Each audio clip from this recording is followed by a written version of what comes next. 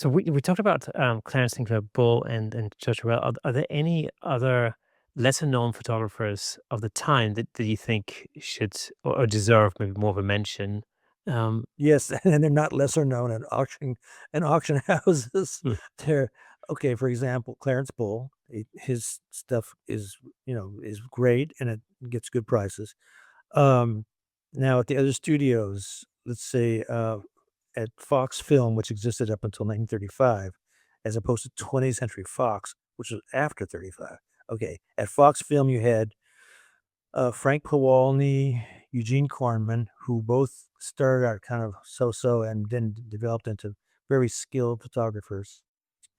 And um, there was a man who came in for a while named Hal Fife, who was a society photographer in New York, and his work was just kind of undistinguished. He didn't do well by Clara Bow, that's for sure. She needed Hurrell, and it's a crying shame that he didn't get to do that session for her in fall of 32. Okay, then at Paramount, you had Eugene Robert Ritchie and Otto Dyer, who was from Europe. Ritchie was American, and he was a little bit older, and he adapted very readily to the new styles. But in his case, it wasn't so much switching from the soft light and the soft focused lens to hard light and a commercial lens.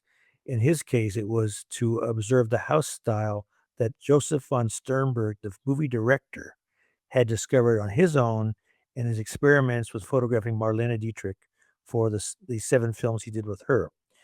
And that technique consisted of spotlights with snoots on them to put a shadow on the forehead, a soft focus filter on the lens of the camera, or more often a cloth filter called marquisette that would put little stars around highlights.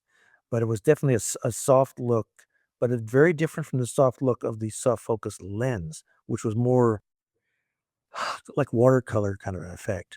This had a halos on things.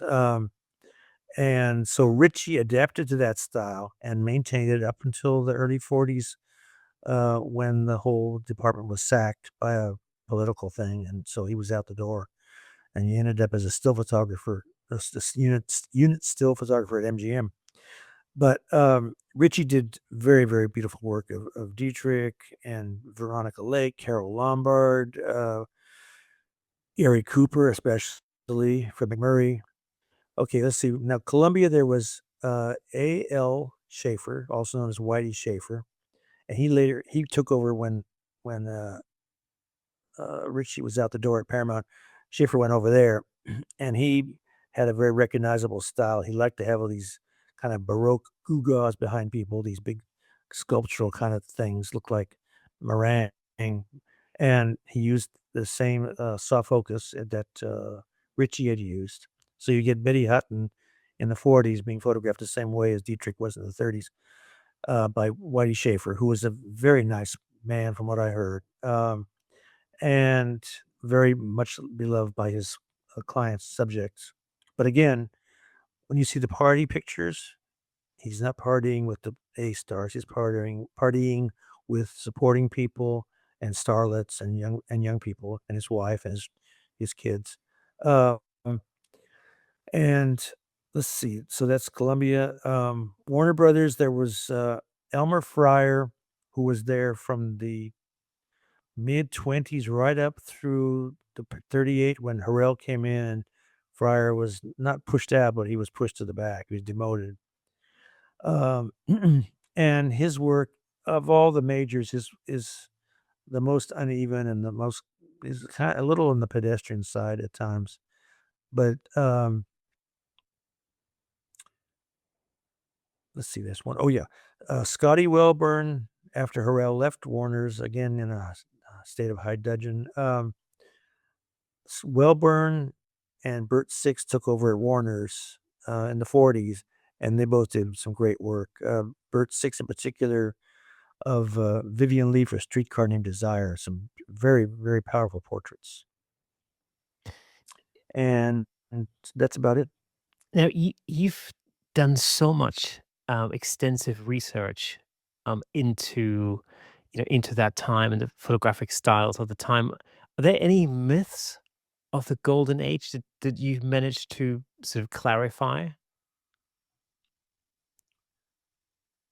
Let me think. Well, there's Hurrell at a certain point propagated myths because he was, I won't say ordered to, but he was told it was expedient to market him in 1980 when Cobell had laid the groundwork for this.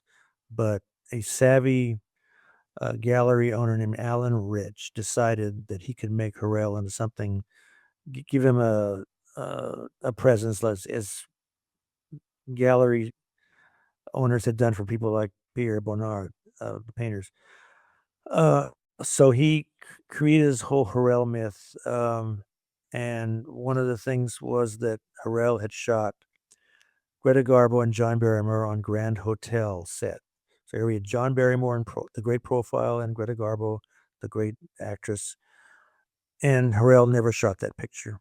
Um, I've done extensive research and it was fairly easy really because I saw the negatives, the original negatives, and they all have dates on the edges of them. So Carell couldn't have shot them. They were shot by somebody else. The question was who? Because it turns out Garbo didn't want him to photograph her. She had had enough of him after one session 2 years earlier on a film called Romance. She said, "No, I'm not going to work with him." And if she said no, that was it. So, uh, he was doing all the other stars in Grand Hotel, the first all-star film, and so it came to time for her to be photographed with John Barrymore on the set in, it's called special art or poster art, and she said, "No, I'm not Hurrell." So they brought a man in named Fred Archer, who had been at First National, which later became Warner Brothers, and was freelancing, um, and they brought him in because he had a reputation as being a very well-known fine art photographer and was in salons, and he ran the Camera Club of California and the Camera Pictorialists Society. So he was very well known. So they brought him in to do, and he did the portraits of Barrymore and Garbo, but got no credit for it, because if you look in the, fan magazines of the period, Hurrell's under all the other photograph, but there's nothing under that photograph.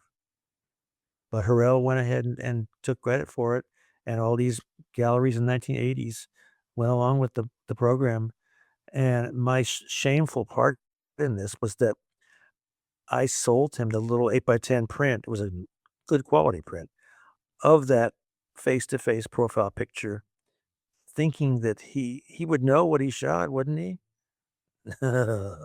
No, yeah, he knew what he hadn't shot too.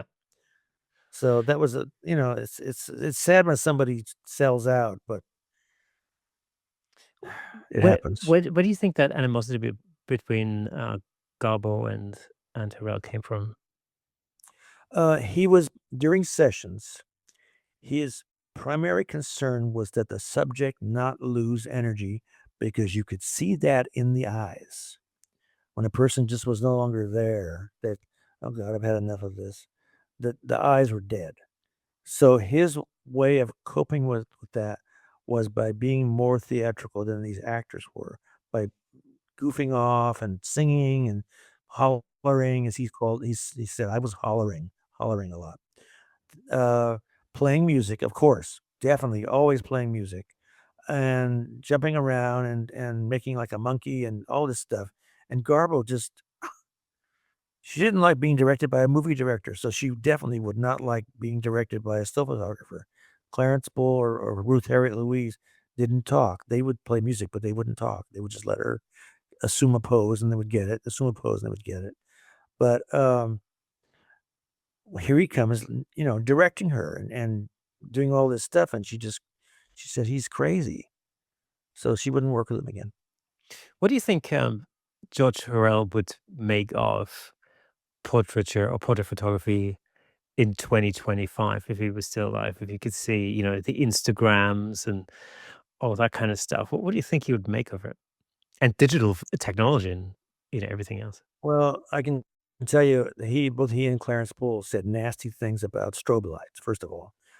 Clarence Bull said to me, "Those speed lights," they were called speed lights at the time. Those speed lights are the worst thing that ever happened to photography, and yet he used them with great skill, but he preferred the incandescents. Thank you so much for tuning in. If you enjoyed that clip, then press here for the full episode in glorious Technicolor. Hey, and don't forget to subscribe.